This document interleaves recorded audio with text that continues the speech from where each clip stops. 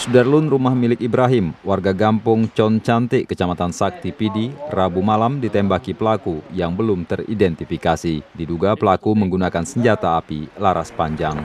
Tidak ada korban luka dalam kejadian itu, sementara peluru mengenai dinding rumah yang terbuat dari kayu. Saat peristiwa itu, rumah dihuni oleh anak Ibrahim, sementara pria 48 tahun itu tengah berbelanja ke pasar bersama istrinya. Dari pemeriksaan polisi ditemukan 2 selongsong peluru di sekitar rumah. Belum diketahui motif penembakan, namun polisi memastikan peristiwa ini tidak terkait politik. Dari Sigli, Muhammad Nazar, Serambi On TV.